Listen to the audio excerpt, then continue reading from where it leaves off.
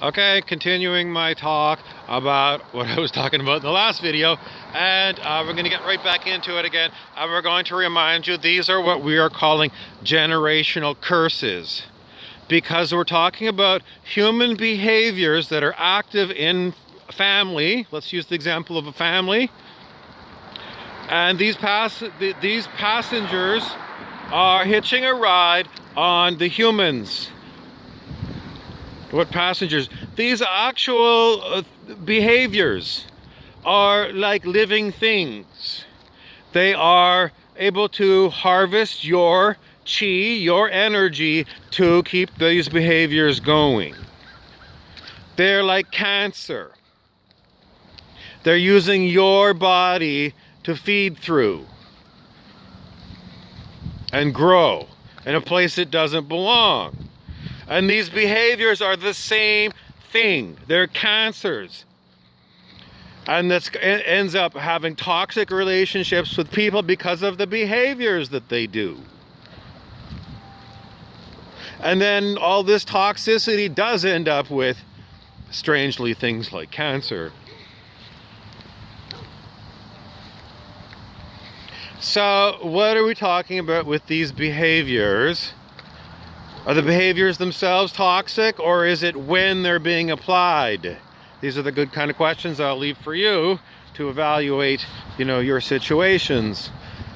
Let's see, now what other things? Okay, so generational curses is because these behaviors were passed down through your family. Like at the end of dinner, you're going to pick up the plate and lick it, so that the plate is absolutely licked clean, like you were a dog.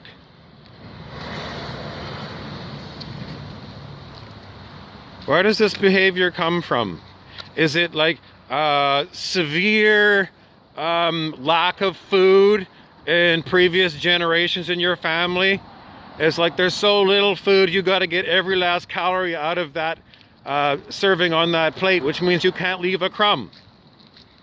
Extreme something to do with that. What about behaviors that you learned from watching movies and TV shows? Yes, this is hugely common in our planet. It's hugely common that humans learn stupid behaviors from watching television.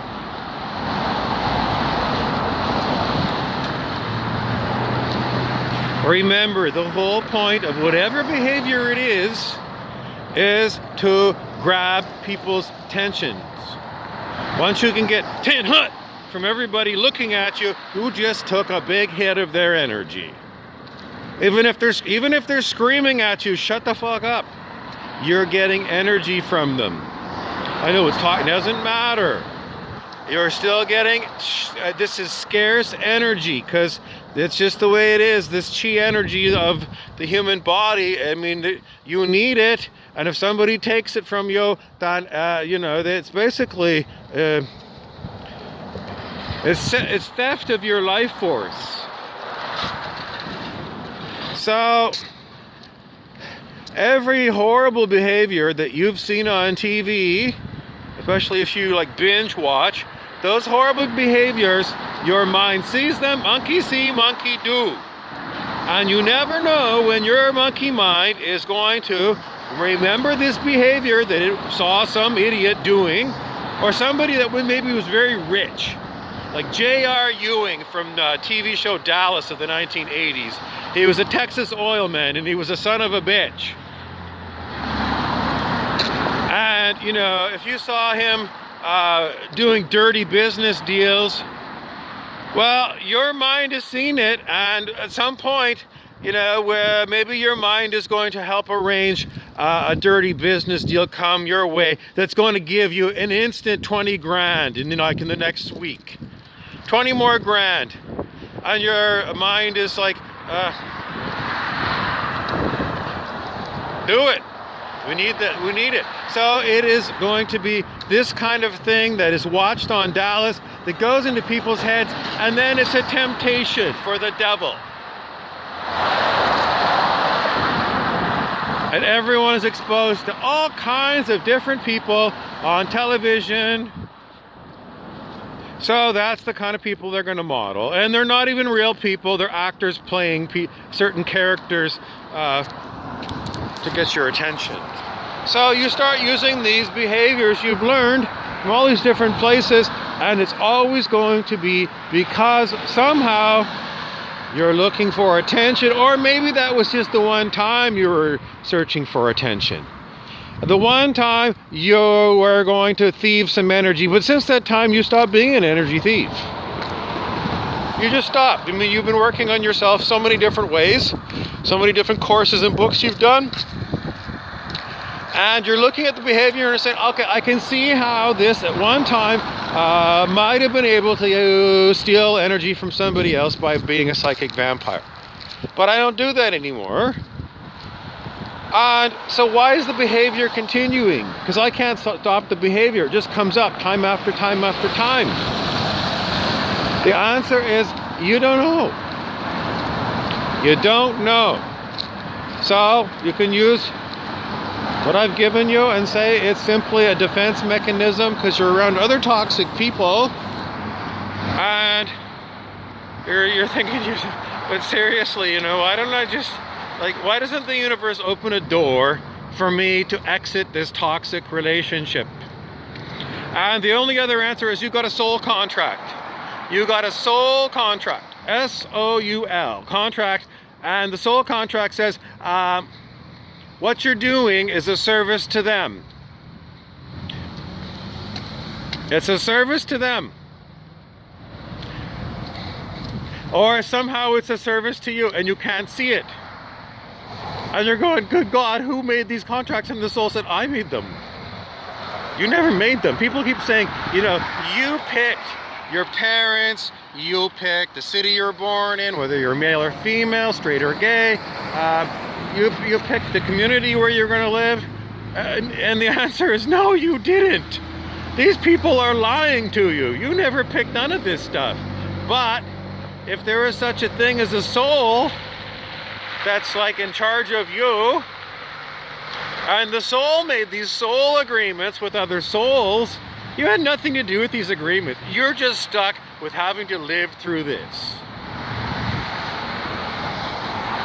Some people say, oh, I can remember this or that, and it's well, I can't. And I've heard this terminology about soul contracts, and I've been trying to figure out if I have a higher self, and that's all I can figure out is if I do have a higher self, it's totally an insane thing. And how do I fix an insane soul? You can't. Apparently, somebody says you could do it hermetically, as below, so above. So if your soul is above, in some other world above you and you're down here, then if you change yourself, then that other thing has to change too. Oh, that's when you get in a big fight. If you have a really toxic soul, your soul is basically a viper, a hissing snake that bites and has venom. If that's the way your soul is, and you're working on improving yourself and your soul is fighting you, because this doesn't make any sense. Somehow there's this other thing that's you, but somehow it's acting not like you. This is why a lot of these conventional explanations like soul contracts, when you really look into them, to me they don't make any sense. It's who is learning? Oh, your soul is learning. Well, it's not my soul, is it? Because I'm not learning anything here. I'm not learning anything from this experience. Well, the soul is, it's well, fuck the soul. It ain't me. Cut the goddamn thing loose and shoot it with a double-barrel shotgun. It's toxic. I don't want it around me. So, and these ideas that, you were mind wiped voluntarily to come and have the earth experience. I've been watching this show on Netflix called Magical Beings Bureau. Again, it's about magic people, fairies and elves. People who look human, but they're definitely got supernatural powers. And the whole point of this show is, you start to understand. What do we understand? We're understanding that we just don't understand. There's so many different explanations from mythology about other creatures that have got abilities that we don't. We call them magical abilities.